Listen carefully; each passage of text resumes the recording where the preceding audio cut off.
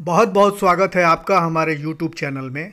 अब तक हम लोगों ने भाषा और उसका विकास क्रम, लिपि और उसका विकास क्रम और भाषा और लिपि में लिखे जाने वाले काव्य या साहित्य के स्वरूप और उसके प्रेरक तत्वों के बारे में जाना।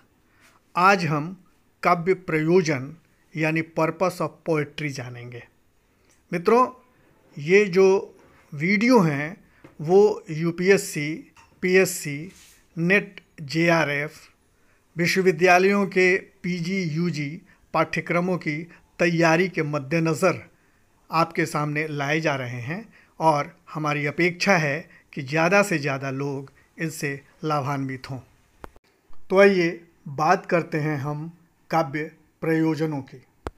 काव्य प्रयोजन का अर्थ कविता अथवा साहित्य लेखन का उद्देश्य है। न सिर्फ काव्य लेखन का उद्देश्य होता है बल्कि उसके पढ़ने का भी उद्देश्य होता है। इसका सीधा संबंध काव्य सृजन के बाद उसके फलाफल से होता है। संस्कृत आचार्यों ने काव्य प्रयोजनों की मीमांसा स्रष्टा और पाठक दोनों को दृष्टि में रखकर की है। भरत मुनि ने नाट्य के संदर्भ में काव्य प्रयोजन को निर्दिष्ट करते हुए धर्म, यश, आयु, कल्याण, बुद्धि विकास, लोकोपदेश को काव्य का प्रयोजन माना है। अर्थात उनके अनुसार जनहित काव्य का प्रयोजन होता है। भामा ने काव्य की प्रयोजन की चर्चा करते हुए कहा है, साधु काव्य के सेवन से धर्म, अर्थ, काम, मोक्ष, कलाओं में निपुणता, प्रीति यानी आनंद और यश की प्राप्ति होती है। वामन ने काव्य के प्रयोजन बताते हुए प्रीति को काव्य का दृष्ट प्रयोजन और कीर्ति को अदृष्ट प्रयोजन माना है। आचार्य कुंतक के अनुसार काव्य धर्मादि सिद्धि का साधन होने के साथ ही आह्लाद उत्पन्न करने वाले होते हैं। आचार्य मम्मट के काव्य प्रयोजनों में सारे प्रयोजन सन्निहित हो जाते हैं। काव्यम यश से अर्थकृते व्यवहार विदे शिवेत रक्षतये सद्यः परिनिवृत्तये कांता सम्मित तयोपदेश युजे।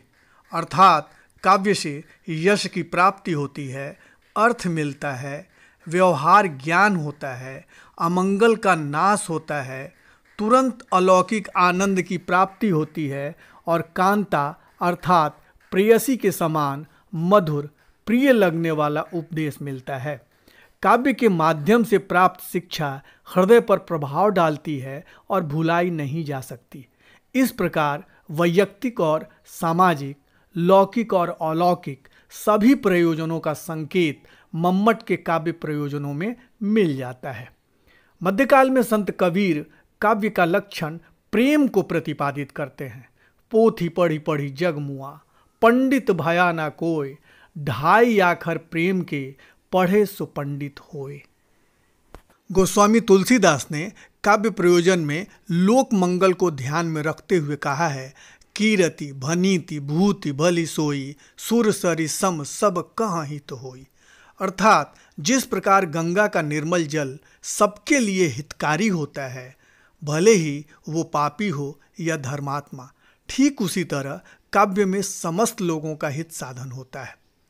रीतिकालीन आचार्य भिखारी दास काव्य के 4 प्रयोजन मानते हैं। एक लहे तप पुंजन के फल ज्यों तुलसी अरु सूर गोसाई, एकन को जस ही हो प्रयोजन रस खान रहीम की नाई। एक लहे बहु संपत्ति के सब भूषण ज्यों बरबीर बड़ाई, दास कवितन की चर्चा बुद्धिबंतन को सुख दे सब ठाई।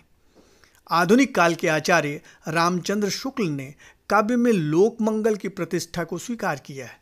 उनके अनुसार कविता का अंतिम लक्ष्य जगत के मार्मिक पक्षों का प्रत्यक्षीकरण कर उनके साथ मनुष्य हृदय का सामंजस्य स्थापित करना है।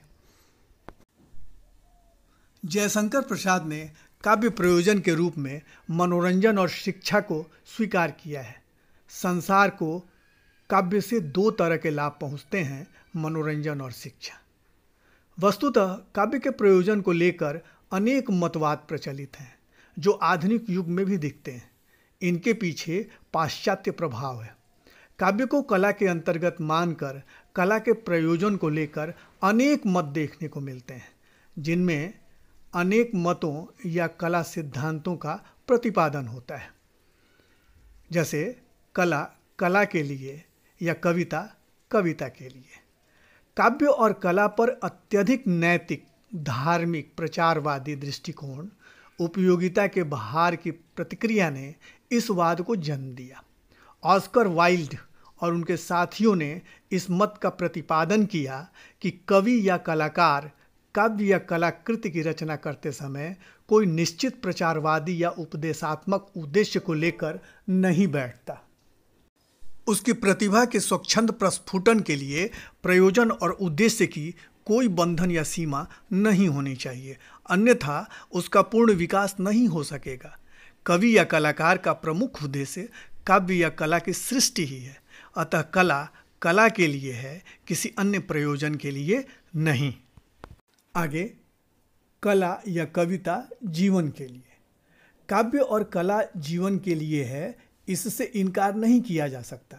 यदि काव्य और कला को जीवन से निकाल दिया जाए तो उस जीवन की कल्पना भी नहीं की जा सकती।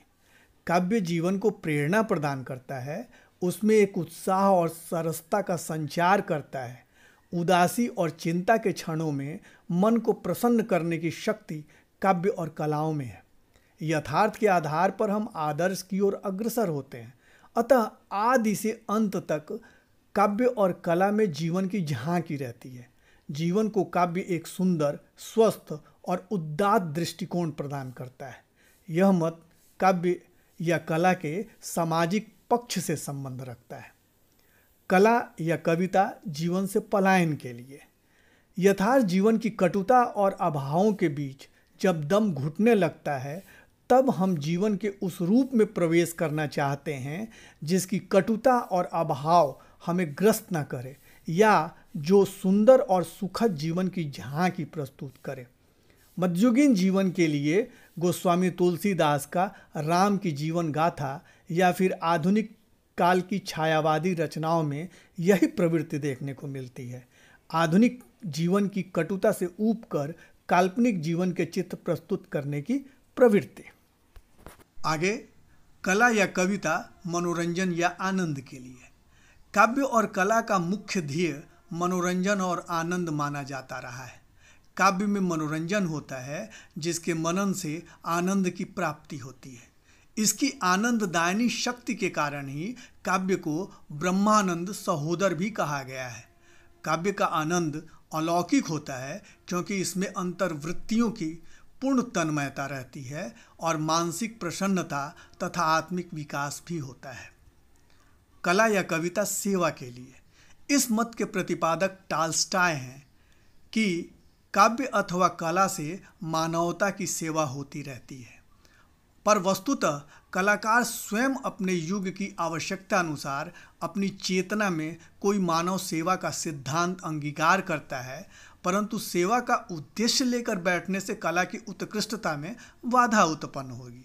प्रेमचंद के इस प्रकार के उद्देश्य से हीन गोदाम उपन्यास के भीतर जो कलात्मक सफलता और प्रभाव है, वह उद्देश्य और आदर्श को प्रधान बनाकर लिखे गए अन्य उपन्यासों में नहीं मिलती है। कला या कविता आत्म साक्षात्कार के लिए। कविता और कला में कृति आत्म साक्षात्कार करता है, अपनी अनुभूतियों और आकांक्षाओं को पकड़ता है और अपनी अभिव्यक्ति प्रदान करता है। जगत और जीवन के जो प्रतिबिंब उसके मानस पटल पर अंकित रहते हैं, उन्हें समझना और उसी रूप में चित्रित करना उसका ध्येय होता है। इस आत्म साक्षात्कार की दशा में उत्कृष्ट कलाकार लोकात्मा का भी साक्षात्कार करता है। अतः जब वो अपनी अनुभूतियों की अभिव्यक्ति करता है, तब लोक भी उसमें अपनी निजी अनुभवों की अभिव्यक्ति पाता है। कला या कविता एक सृजनात्मक आवश्यकता। काव्य या कला के संबंध में तथ्यवादी और मूलभूत दृष्टिकोण यही है। जैसे ईश्वर की सृष्टि के प्रयोजन को बता पाना कठिन है, पर सृष्टि चलती रहती है, उसी तरह काव्य रचना एक सृजनात्मक आवश्यकता है जिसको पूरा किए बिना सर्जनकारी प्रतिभा से युक्त एक व्यक्ति रह ही नहीं सकता। तो ये रही काव्यशास्त्र में विनिर्दिष्ट काव्य प्रयोजन और उस पर हमने चर्चा की। वस्तुतः काव्य हमारे प्रबल मनोवेगों का स्वच्छंद प्रभाव है, जिसके सृजन की प्रक्रिया ठीक प्रसव वेदना सी होती है। जिस प्रकार एक माँ प्रसव के पूर्व संतान का आकार प्रकार, रंग रूप, भविष्य से अनजान होती है, उसी प्रकार कलाकार या कवि भी अपनी कृति के फलाफल को नहीं जानता। अतएव उस पर उद्देश्यों का भार थोपना क्या समुचित है? बस दीजिए इजाज़त। आज के वीडियो में बस इतना ही। एक निवेदन करना चाहूँगा, UPSC PCS, NET, JRF, PG, UG के छात्र सहित तमाम प्रतियोगी परीक्षार्थियों को अगर यह वीडियो आकर्षित करता है, उनके लिए तनिक भी लाभप्रद सिद्ध होता है, तो मेरे परिश्रम का यही फल होगा। बहुत बहुत धन्यवाद। हमारे चैनल को लाइक, सब्सक्राइब और शेयर करना न भूलें। नमस्कार।